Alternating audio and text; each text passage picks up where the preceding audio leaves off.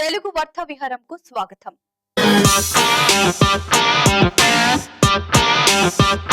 IPO అన్ప్యాక్కి స్వాగతం. హైప్ను పక్కన పెట్టి వాస్తవాలు చెప్పే షో. ఈరోజు మనం ఈ సంవత్సరం అత్యంత ఆసక్తిగా ఎదురుచూస్తున్న లిస్టింగ్లలో ఒకటైన యాంథెమ్ బయోసైన్సెస్ గురించి లోతుగా చర్చిస్తున్నాం. వారు దాదాపు 3,400 రూపీస్ కోట్లను సమీకరించాలని చూస్తున్నారు. క్లుప్తంగా చెప్పాలంటే యాంథెమ్ ఒక ఉన్నత స్థాయి కాంట్రాక్ట్ రీసెర్చ్ అండ్ దాన్ని విడమరిచి చెబుదాం. CRDMO అంటే ప్రాథమికంగా పెద్ద ఫార్మా మరియు బయోటెక్ కంపెనీలు తమ పరిశోధన, అభివృద్ధి మరియు తయారీని నిర్వహించడానికి నియమించుకునే ఒక కంపెనీ. యాంథెమ్ కొత్త మందులను సృష్టించడానికి ల్యాబ్ నుండి ఫ్యాక్టరీ వరకు ఒక వన్ స్టాప్ షాప్ లాంటిది. వారు ఈ రంగంలో ఒక ప్రముఖ ప్లేయర్ మరియు ఈ IPO తీవ్రమైన అలలను సృష్టిస్తోంది. దానికి మంచి కారణం ఉంది. కంపెనీకి అద్భుతమైన వృద్ధి రికార్డ్, పరిశ్రమలో అగ్రగామి లాభాల మార్జిన్లు ఉన్నాయి మరియు ఇది దాదాపుగా అప్పులు లేనిది. ఇది ఒక కలల పెట్టుబడిలా అనిపిస్తుంది. అవండి, అందరూ తమ బ్రోకరేజ్ యాప్ల వైపు పరిగెత్తే ముందు ఒక వాస్తవికతను చూద్దాం. IPO ఆకాశానంటే వాల్యుయేషన్లో ధర నిర్ణయించబడింది. మనం దాదాపు 71p/ఈ మల్టిపుల్ గురించి మాట్లాడుతున్నాం. మరియు ఇక్కడ అసలు విషయం ఏమిటంటే కంపెనీకి ఈ IPO నుండి ₹1 కూడా రాదు.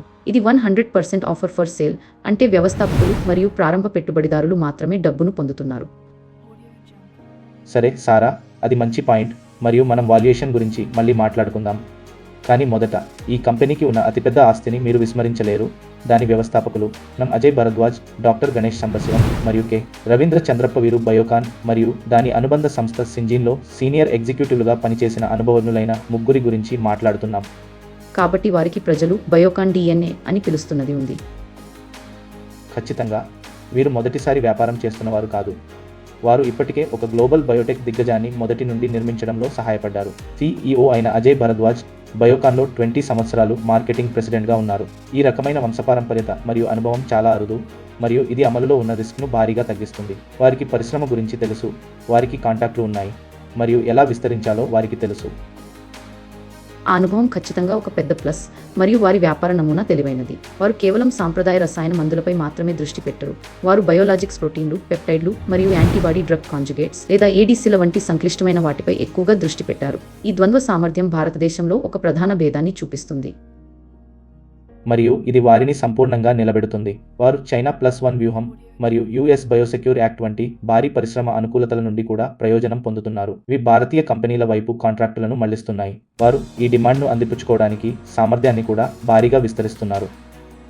సరే, కానీ కస్టమర్ల జాబితా గురించి మాట్లాడుకుందాం. వ్యాపారం పైకి గొప్పగా కనిపిస్తుంది, కానీ మీరు ప్రాస్పెక్టస్లోకి లోతుగా వెళ్ళినప్పుడు 2025 ఆర్థిక సంవత్సరంలో వారి ఆదాయంలో 70% పైగా కేవలం వారి టాప్ 5 క్లయింట్ల నుండి వచ్చిందని మీరు చూస్తారు. అది భయపెట్టే స్థాయి ఏకాగ్రత.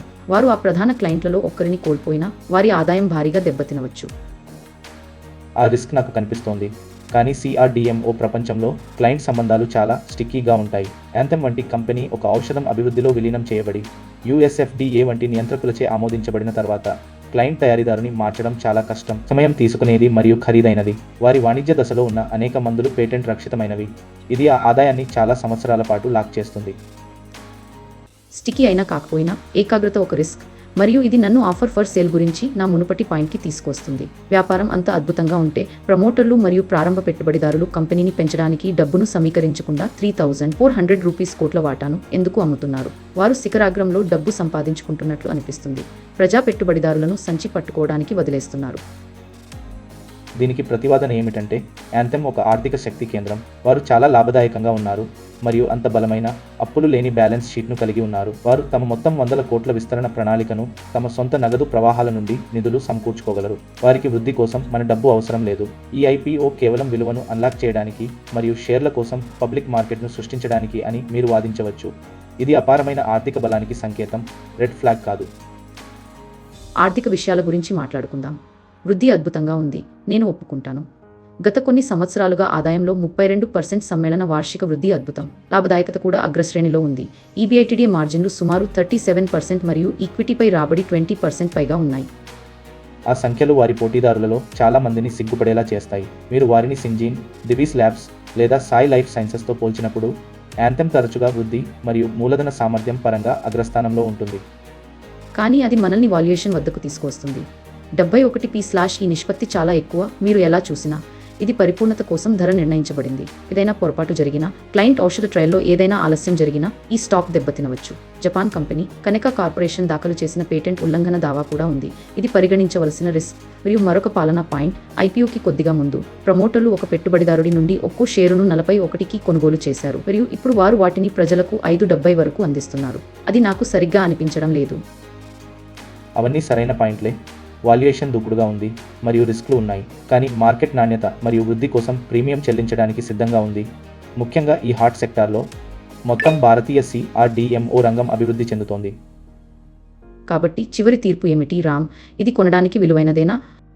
నా వరకు ఇది సబ్స్క్రైబ్ చేయండి, కానీ ఖచ్చితంగా దీర్ఘకాలికం కోసం మాత్రమే. ప్రపంచ స్థాయి నిర్వహణ బృందం, విభిన్నమైన వ్యాపార నమూనా మరియు అద్భుతమైన ఆర్థిక విషయాల కలయికను విస్మరించడం చాలా కష్టం. వృద్ధి కథ నిజమైనది. నేను మరింత జాగ్రత్తగా ఉన్నాను. నేను చెబుతాను, ఇది చాలా ఎక్కువ రిస్క్ తీసుకునే సామర్థ్యం ఉన్న పెట్టుబడిదారులకు మాత్రమే సబ్స్క్రైబ్ చేయండి. వాల్యుయేషన్ పొరపాటుకు ఆస్కారం ఇవ్వదు. క్లయింట్ ఏకాగ్రత ఒక పెద్ద బలహీనత మరియు 100% ఆఫర్ ఫర్ సేల్ నిర్మాణం ఒక ఆందోళన. బయోకాన్ DNA ప్రీమియం ధరకు విలువైనదని మీరు నమ్మాలి. ఇది అధిక రిస్క్, అధిక ప్రతిఫల పందెం. అంగీకరిస్తున్నాను. ఇది బలహీన హృదయుల కోసం కాదు.